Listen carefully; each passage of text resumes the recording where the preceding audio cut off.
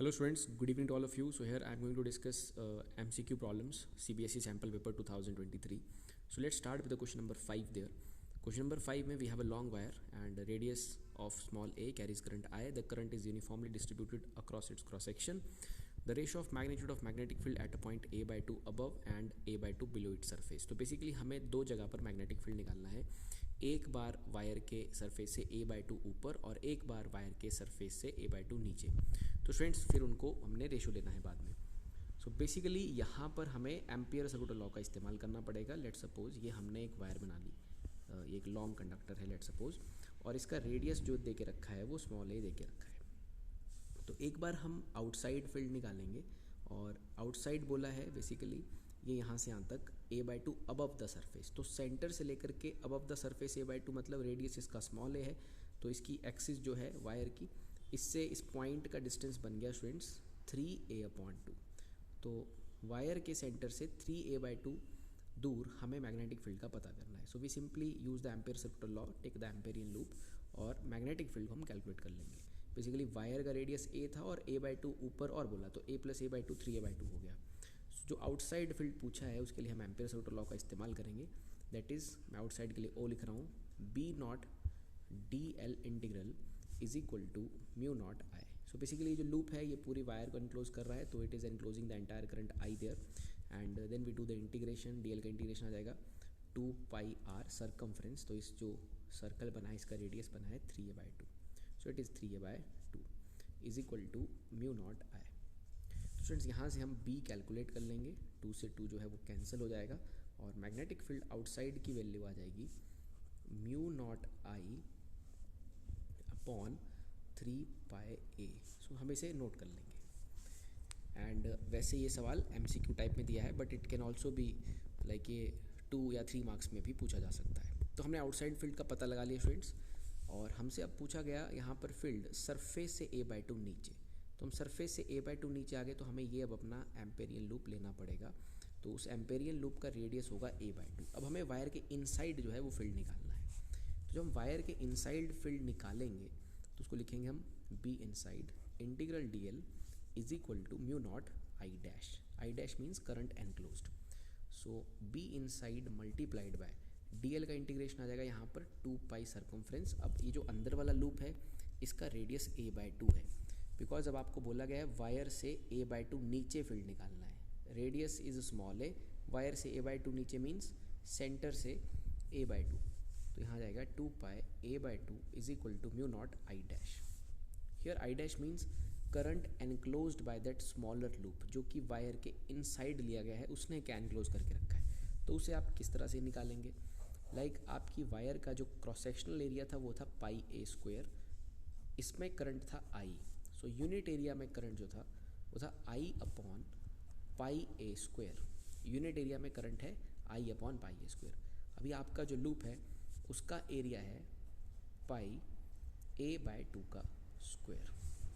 सो यहाँ पर जो आपने आई डैश निकाला है वो है I upon pi a square, because this is current enclosed in the unit area. So आपके एरिया में कितना एनक्लोज हुआ है आपने उतने एरिया से मल्टीप्लाई कर दिया. आपका जो लूप है उसका एरिया है पाई ए बाई 2 का square.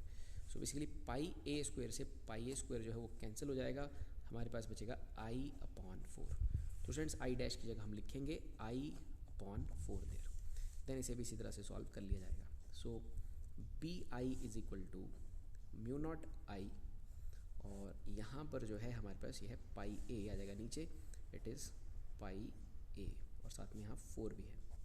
So this is the value of magnetic field inside, और आउटसाइड भी हम ऑलरेडी निकाल चुके हैं. और रेशो हमसे पूछी जा रही है students outside upon inside.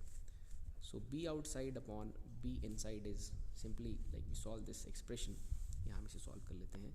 B outside upon B inside, it is outside है mu not I upon 3 pi a, और इनसाइड है mu not I upon 4 pi a. तो यहाँ पर म्यू नॉट आई कैंसिल हो जाएगा, पाई से पाई, ए से ए कैंसिल हो जाएगा. सो ये बचेगा 4/3.